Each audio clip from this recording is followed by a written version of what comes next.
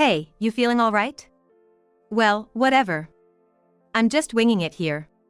Ever since then, I haven't been able to react at all whenever I see Tom. I'm home. Huh? Where's dinner? I wonder, the shadow seems to be talking to me. But I can't make out what it's saying. Hey. Both of you, say something to Mom, will ya? No way. You know, we really don't need a dad in this house. My name is Jessica Thompson, a 40-year-old mother of 2. My husband, Tom, is 2 years older, and we got married when I was 25. We were colleagues at the same company, him being my senior. We started dating about a year after I joined the company, got married when I found out I was pregnant, and I became a stay-at-home mom at Tom's request. He said, "I'll earn enough, so all you need to do is take care of the house." Back then, I found those words very reassuring. Then our son, Mark, was born, and 2 years later our daughter, Emily, came along. From that point on, my days were filled with housework and parenting. That was partly because I didn't have any reliable family or in-laws nearby. Both my parents' house and my in-laws' house were more than an hour away by plane. Since I moved to New York for college, even though my mom came to help when I gave birth, it was impossible for her to stay for a long time. Looking back, I should have gone back to my parents' house for childbirth. But back then, Tom's wish for me to protect our home had deeply rooted itself inside me. My mom always told me to come back home if things ever got too tough. But I, at the time, was unaware of this and turned her down. Now, Tom is a sales manager at a mid-sized trading company. And this year, with Emily entering junior high, I've started working part-time. Tom suddenly started saying this to me. You know, I've been thinking. It's probably better if Mark goes to a private high school, don't you think? As for me, I was fine with whatever he preferred, be it public or private. Actually, where I grew up, public schools were the only option, so I didn't really understand the difference. But it seemed like Tom had a different perspective. You might not be aware of this, but in the corporate world, the university you graduate from creates significant cliques. You can't really get into a good university if you go to a public high school. Private is definitely the way to go. I wish he would have told me all of this when Mark was entering middle school. This is ridiculous. If I really want to go somewhere, I'll look up a good prep school myself. And with that, Mark starts searching on the computer, showing me various local prep schools, summer programs, and winter courses. Emily, being a brother's girl, watches from behind and asks him to let her know if he finds anything good. Sadly, my kids are better at gathering information than I am. So as a parent, the least I can do is not get in the way of their future plans. That's why, to contribute even a little to the tuition, I started working part-time, not just relying on Tom's income. But when I brought this up, Tom just said, "Well, if that's what you want, let him do as he please. You just want him to get into a good school. That's about all a parent can do, isn't it?" And that was all he had to say.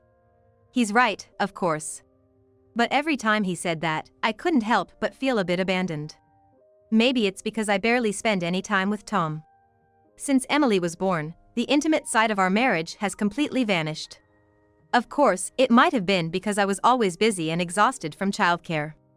Tom did say to me, "If it's too hard, you should hire someone to help." I appreciated those words. But they also made me push myself too hard to handle everything on my own. I even collapsed from exhaustion once. That's when I finally broke down and called my mom, crying. She panicked and flew in to help, staying with me and the kids for a while. I even told her about Tom's suggestion to hire a babysitter. If he's saying that, you should take him up on it once in a while. You've always been like this, trying to do everything by yourself until you're completely overwhelmed. Saying this, my mom stroked my head as I lay there, and I felt both comforted and pathetic at the same time. Yes, I always wanted to handle everything Tom asked of me on my own. And at night, I would be so exhausted that I'd just fall asleep. Before I knew it, we had become a couple in name only. And by the time I realized that this might not be good for our marriage, so much time had passed that I had lost count of the years. Sure, there were times when I thought, why won't he help me? Why doesn't he play with the kids once in a while? But then another part of me would immediately counter that thought. He's working hard so that I can always be with the kids. I'm really grateful for that. So, I have to do my part properly. Even if it means living a life full of miscommunications. One day, Emily held her laundry in her hands and announced, "I'm gonna start doing my laundry from today."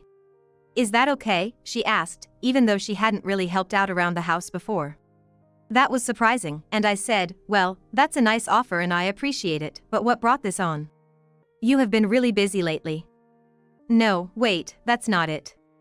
You see, Mom, I don't like washing my clothes with Dad's." Now that I think about it, this girl has always been sensitive to even slight changes in scent, often making such comments. "Dad's laundry has a weird smell. I don't want it to rub off on my clothes." "You don't put any scent on your clothes, Mom, which is good. Please don't." At that time, I just thought she was talking about the hair products he always uses. And now she's in puberty. I've often heard that daughters start to dislike their father's belongings around this age. But the story didn't end there. "Mom, I need to talk to you." When I came back from my part-time job, Mark was waiting for me. His extremely serious expression told me this wasn't a trivial matter. While we moved to the living room, taking off my jacket, I asked, "What's up? It's unusual for you to come to me with such a serious look on your face." "Yeah, it's about Dad," I gasped. As we sat facing each other on the living room couch, Mark then said, "Hey, Mom. How much do you know?" "About what?" Mark sighed lightly. "Right, I should have known. What do you want to say?" "Listen, Mom, calm down and hear me out. Emily came to me saying that Dad is having an affair." "An affair?" I never thought I'd hear such a word from the mouth of my 15-year-old. "You really haven't noticed, have you? From your reaction just now. But Dad is a workaholic." "Mom, please, you need to face reality. No matter how much of a workaholic Dad is, why haven't we ever had a single family vacation all together? Is his company really that terrible? But your dad is a director now, he's busy." "Yeah, now. But he was a manager before. And you know what, we have families like that in my class too. The parents are so busy they hardly ever see their kids, but at least they take them on overseas vacations in the summer to make up for it." "What about us?" Mark added on. I fell silent. Now that he mentions it, that's true. I, and only I, take the two of them to my parents' and my in-laws' homes out in the countryside for major holidays like Thanksgiving and Christmas. Since it's a plane ride away, we also take the opportunity to travel around various places. There are a decent number of tourist spots as well. So, I thought that was good enough. No, maybe I was trying to convince myself that it was good enough. I always thought Dad was irresponsible. Irresponsible? He's the one supporting our livelihood. That's a parent's obligation, isn't it? What Emily and I are trying to say is whether Dad is actually interested in you or us. I felt as if I had been struck by lightning. So, it's finally been said out loud. And Emily, she first hated the smell of Dad's laundry. Then she realized it smelled like women's perfume. When? She hangs out with her friends on her days off, right? Even if she doesn't buy it, she'd at least check out the perfume testers, right? She noticed that the scent from Dad's laundry mostly smelled like women's perfume. Emily is sensitive to smells and remembered that. "And, I have something to apologize to you for." "What?" "I skipped cram school a few times and tried following Dad." "What? You did that late at night?" I apologized in advance because I thought Emily might try to do it if I left her alone. And you know, Dad isn't working crazy late hours. He doesn't leave exactly on time, but he left the office around 7 p.m. and there was a woman with him. They went straight to the downtown area together. I didn't have the guts to follow them any further on my own. "Of course not," I exclaimed. "Yeah, so that's all I can tell you. I'll apologize to you, Mom." I shook my head vigorously. "You're not the one to blame here. But what comes next is a matter for adults." "Yeah. But remember this, Emily and I are on your side, Mom. Actually, we haven't talked about it since then. But honestly, I had a sneaking suspicion myself. I just didn't want to admit it. So I pretended not to see. I believed that was the way to protect our family. But it was the children who couldn't take it anymore. This is not right.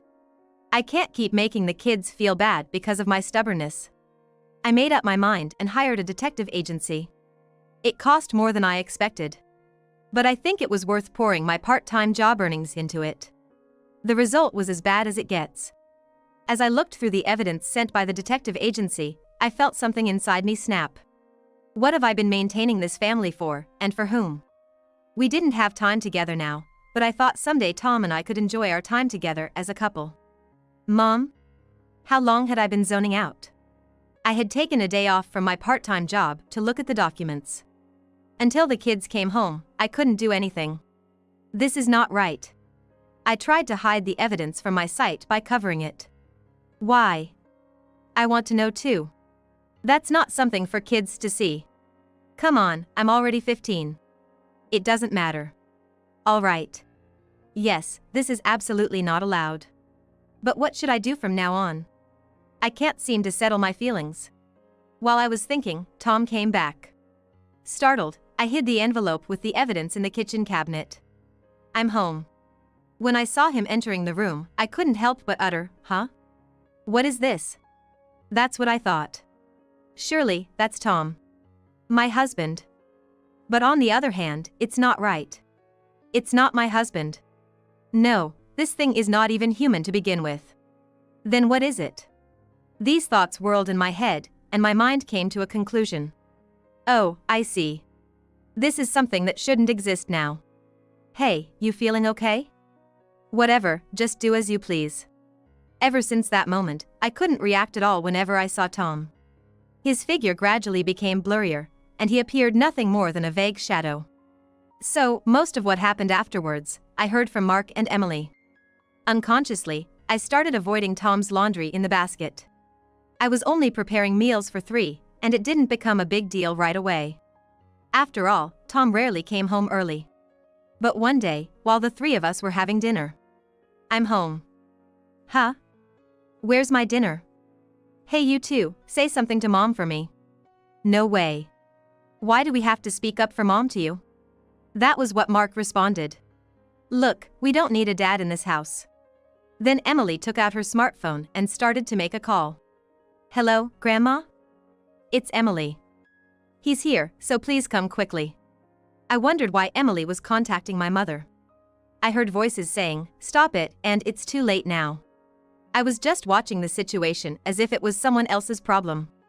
After about 10 minutes, my parents arrived, bringing another man with them. Emily indeed called our grandma, my mom. But they arrived so quickly? What's going on? Mom, what happened? Ah, Jessica. You've become so frail. My mom hugged me tightly. My dad approached the kids, put his arms around their shoulders, and patted them gently. Grandpa. There, you've done well. We'll take care of everything from here, so go to your rooms. No, I want to say what I have to say to Dad, who pushed Mom to this point, with my own mouth. He pushed me to this point? Hey, Mom. Do you realize what state you're in right now? We had to call Grandpa and Grandma. We told them Mom's broken. Broken? What does that mean? Look, Dad. Mom doesn't think of you as her husband anymore. Huh? Hey Mark, what the hell are you talking about? Hey, Jessica? My dad gently asked me. How many servings did you make for dinner today? What are you talking about? There are 3 of us, so I made dinner for 3. Oh, but Dad, haven't you eaten yet? That's terrible, I need to make something right away. I started to get up, but my mom held me back. That's not it, Jessica.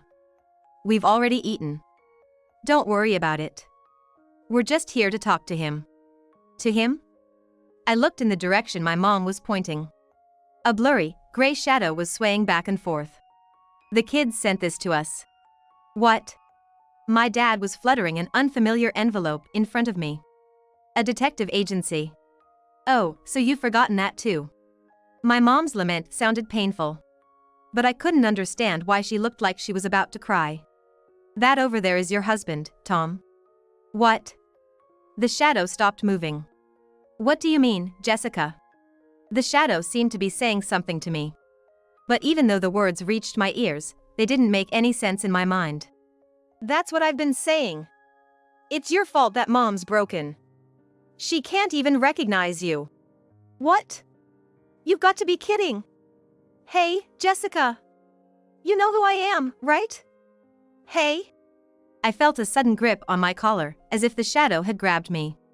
But still, it was as if the words were coming from a distant place, and I couldn't understand what was being said. That's not gonna work, Dad. Take a good look into Mom's eyes. Let go of Jessica's hand, Tom. My dad pulled me away from the shadows. Then, both of my parents started furiously shouting towards the shadows. Mom, you might not understand what I'm saying right now, but... Mark actually grabbed both of my hands and looked straight into my eyes. We noticed that something was off with you, Mom, so we contacted Grandpa and Grandma. My behavior? Yeah, Mom. It's like you can't see Dad, because you can't stand the fact that this guy is cheating on you. That's not true. Mark, your dad has already passed away, you know. What? Such an absurd voice came from the shadows. Seeing my expression at that moment, Mark seemed like he was about to cry. You understand now, don't you, Dad? That's what's happening. The shadow slowly sank into the ground. During that time, Emily seemed to have prepared a tablet and connected it somewhere.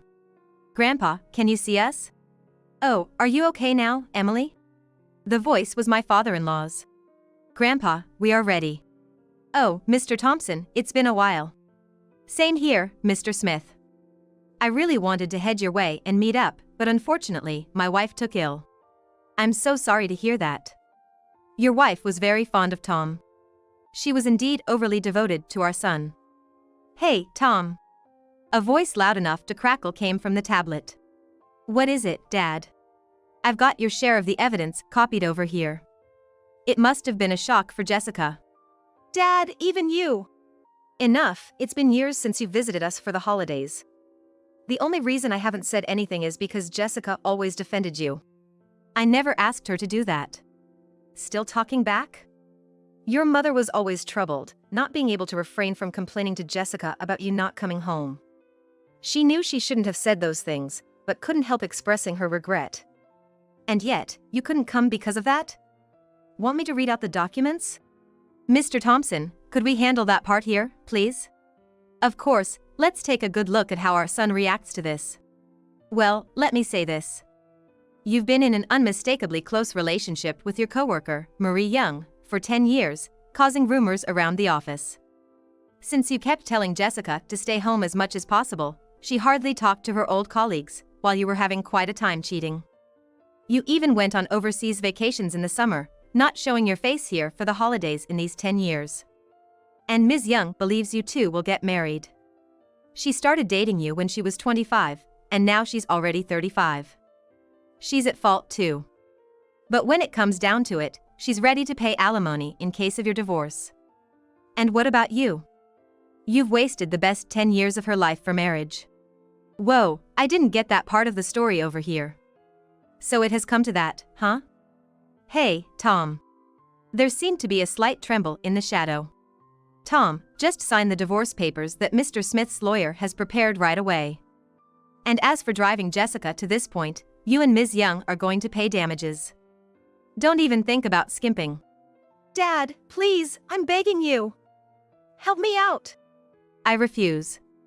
Listen, Tom, the moment we went through those documents, your mother collapsed and has been hospitalized ever since. Whose fault do you think that is? Mom is. I'd like to give you a piece of my mind right now. You've been cheating for 10 years, how dare you show your face and say that to me? Your mother is in her hospital bed, crying every day, regretting how she brought you up. But, Dad, you're my parent, shouldn't you be helping me? At your age, most people are starting to think about taking care of their parents, and here you are, talking like a spoiled brat. Don't worry, we won't be a burden to you. We are cutting ties with you. That's just. Oh, and by the way, it's a good thing you are an only child. The inheritance we were going to leave you, we will give it all to Mark and Emily. Dad, please don't say that, help me out. Enough. I'm hanging up now. Mr. Smith, I leave the rest to you. Ms. Young is at fault, but she seems to be more deceived by this guy than anything. But I'll leave that to your discretion. Do whatever you see fit with the two of them. Very well. We'll handle this thoroughly. And don't worry, we won't cause any physical harm. The image and sound from the tablet cut off. Now, let's discuss the divorce. The man who came with her seemed to be a lawyer, making his way to the front. So, Jessica, you wish to proceed with the divorce? A divorce? We are a family of 3. Yes, but we need you to officially sign here to proceed. Right. Even if the husband is gone, I guess I still need to file the paperwork. Gone? That's when I truly realized, sorting out my thoughts later, that I actually believed he was gone at that moment. My husband was gone, and he was no longer here. I couldn't pinpoint when it happened, but as time went by, in my mind, Tom's affairs and constant absence were replaced with the idea that he had died. That's why, even though he was right in front of me, I couldn't perceive him as a living person, he was just a vague shadow. Of course, this became clear after receiving counseling later on. So, even though there were contradictions in the fact that I was able to live this life, I couldn't notice them. All I kept thinking was that I wanted to protect the life I had with my 2 children, Mark and Emily. That was all. As for not calling Ms. Young to this meeting, it was a decision made after discussions between my parents and my in-laws. Showing the kids their father's affair partner in the flesh was just too much. Especially for Emily. So, Ms. Young had a one-on-one conversation with a lawyer. It seems like she had made up her mind because she apologized repeatedly. I didn't think it was okay. Even if he kept saying we would get married someday, 10 years is just too long. Still, I was clinging on to a sliver of hope. And she also talked about my odd state. I was constantly told by him that his wife was cold, but I didn't think it was true. Apparently, he had always told her that I was a cold woman who always excluded him from the family. I changed from feeling sympathy for him to falling in love with him, but now I see, I was just being deceived. Her voice was trembling with anger at that moment. Mr. Lawyer, I will definitely pay the compensation to his wife. On top of that, I have a request. I want to sue him for marriage fraud. Is it possible? Do you have any evidence? I recorded his words just in case a time like this would come. What about getting married to him after he divorces his wife? I've completely woken up after this incident. I'm going to break up with him. Even though she is referred to as a veteran clerk in the office, it seems she is a very skilled worker. The evidence was properly collected and organized. It seems that because she loved him, she couldn't help but hate him intensely. In the end, Tom had turned even the woman he thought was on his side against him. Later on, both of them ended up resigning from the company. However, the circumstances were slightly different. Their relationship had spread to a certain extent within the company. It just hadn't been made public. That's why it was a big deal when Ms. Young exposed that she was suing Tom. What the hell, you're doing such a thing? I've been meeting with you because you were always saying that your wife was cold to you and you couldn't divorce her. So what? You came along for the summer vacation trip, didn't you? It was you who came crying to me, saying that your wife told you not to come. I was surprised. Hearing about the state your wife was in.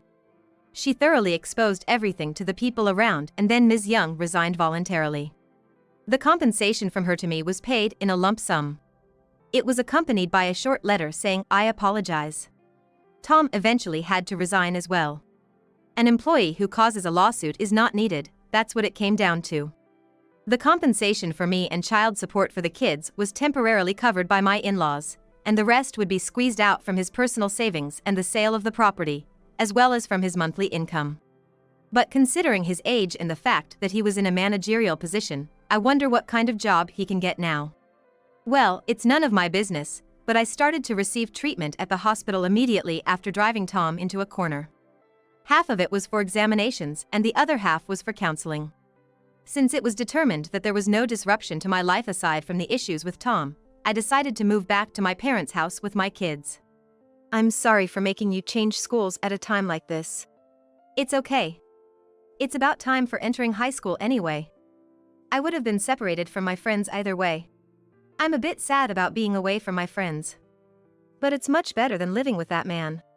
I really want to cherish my kids who say such things. I'm still continuing with counseling.